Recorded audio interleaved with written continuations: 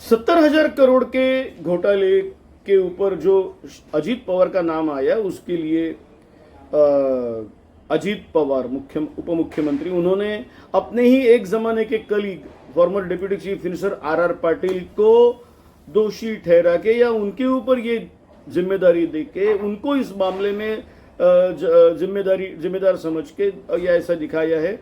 एक प्रकार से उन्होंने देश के पंतप्रधान नरेंद्र मोदी और महाराष्ट्र के उप मुख्यमंत्री देवेंद्र फडणवीस, इन दोनों को बचाने की एक डेस्परेट कोशिश की है। हालांकि उसमें वो खुद ही एक्सपोज हो गए, लेकिन ये कोशिश की है ऐसा मुझे लगता है।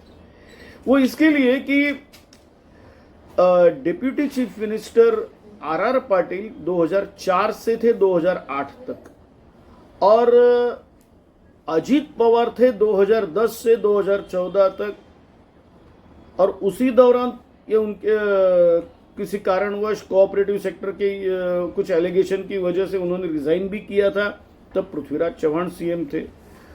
अब ये 70,000 करोड़ का एलिगेशन जो लगाया, उसके ऊपर साइन आर पाटिल ने की थी, ये कहना, वो भी उस वक्त के जबकि आर पाटिल जिंदा नहीं है और जबकि उनके बेटे वहीं से कॉन्टेस्ट कर रहे हैं, उस वक्त इस प्रकार से कहना एक तरीके से अपने नए दोस्तों को एक प्रकार से क्लीन चिट देने का ये प्रयास है। क्योंकि नरेंद्र मोदी ने भोपाल में एक पब्लिक मीटिंग के दौरान ये आरोप लगाया था 70,000 कोटी का, राष्ट्रवादी भ्रष्ट पार्टी वगैरह वगैरह सब कुछ बोला था, और 3 दिन में अजीत पवार देवेंद्र फडणवीस के साथ आ गए और वो डिप्टी चीफ मिनिस्टर बन गए।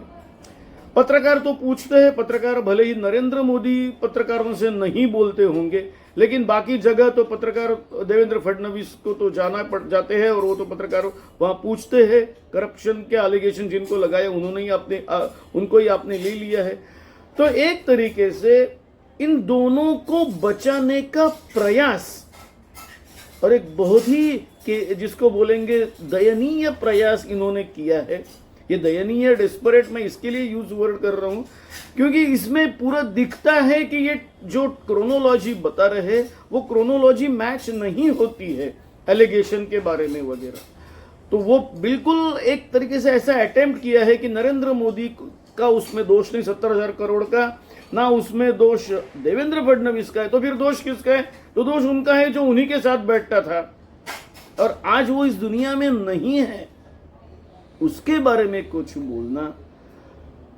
अब ये तो एक राजनीति की बात है, राजनीति वो कर रहे हैं। वहां उन्होंने एक ऐसा भी बोला कि 70,000 करोड़ यानी 1960 से अभी तक अगर पूरी सैलरी भी काउंट करी गवर्नमेंट एम्प्लॉइज की तो भी वो 70,000 करोड़ से कम होगी।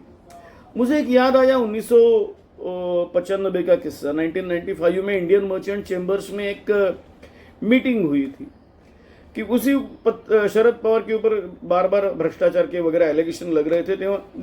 तो उस वक्त ये मीटिंग में ऐसा कि चलो शरद पवार ने कहा था कि आप बताओ कि मेरी प्रॉपर्टी कितनी है, आपको क्या लगता है? तो किसी ने बोला 10, क्या ऐसा निकला कि क्या 10-15 हजार करोड़ कितनी है प्रॉपर्टी, एक बार डिसाइड कर लो।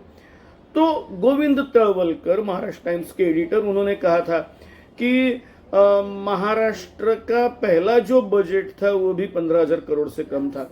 अब सबको पता है कि गोविंद तळवलकर यानी क्लोज टू शरद पवार थे। लेकिन अगर ये एलिगेशन में आने वाली अमाउंट और ये गवर्नमेंट सैलरी या ट्रेजरी में कितना है, इस प्रकार से अगर अपन जाएंगे तो बोफोर्स से लेके सभी स्कैम बिल्कुल जीरो निकलेंगे, ये रियलिटी है। इसके लिए वो यार्डस्टिक हम यहां अप्लाई नहीं कर सकते। तो फिर आरोप जो आपने ही किया है वो गलत थे क्या?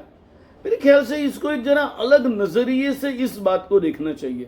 रही बात अजीत पवार के एक प्रकार से आरआर को दोष देने की, तो आरआर जो आज इस दुनिया में नहीं है उनको उनके ऊपर दोष डालते हुए नरेंद्र मोदी ने अपने नए बॉस, मैं ये कहूंगा कि अजीत पवार ने अपने नए बॉस देश के पंतप्रधान नरेंद्र मोदी और राज्य के उप मुख्यमंत्री देवेंद्र फडणवीस, इन दोनों को एक प्रकार से उन्होंने मेरे ऊपर 70,000 करोड़ का आरोप लगाया, इस आरोप से बचाने की कोशिश की है।